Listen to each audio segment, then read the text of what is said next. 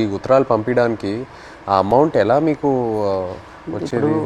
పెన్నుల మీద పేర్లు చేస్తాను నేను, ఒక్కొక్కరు ఒక్కొక్క పని నేర్చుకున్నాం. నాకైతే 2 వారాలు పట్టింది టైం. ఓకే. ఇప్పుడు నాకు చైతన్య పెన్ను ఉంటుంది, పైన దారంతో నాకు చైతన్య పేరు వచ్చేస్తుంది. కింద సాయిపల్లి అంటే ఒక పెన్ను మీద 2 పేర్లు రాస్తే 2 పేర్లకు 200 ఇస్తారు. ఒక పేరు అయితే 100 రూపాయలు ఇస్తారు. అలాగే రోజుకి 5-6 పెన్నులు అలా చేసేవాడిని. ఆ పెన్నులు వాళ్ళకి ఇస్తే ఖైదీ లేట్ చేస్తారు, వాళ్ళకి బెయిల్ మీద వెళ్తారు కదా కోర్టుకి, వాళ్ళ ఫ్యామిలీకి ఇస్తారు కదా.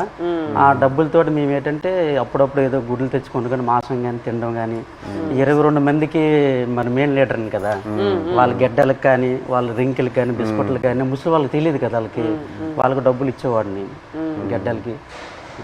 సో ఒక్క ఉత్తరం పంపించడానికి ఎంత అయ్యేది మీకు? అంటే ఒక 200-300-500 అంటే మా డబ్బులు ఉండవని తెలిసి ఏవో ఖర్చులు మట్టుకు పనులు చేస్తుంటాం. వాళ్ళకి ఇచ్చి అలాగే. ఎన్ని పేజీలు రాయొచ్చు ఒకసారి? ఎన్ని పేజీలు పంపించచ్చు ఉత్తరం? అంటే వైట్ పేపర్ మీద రాసి లోపల కవర్లో పెడతాం మేము.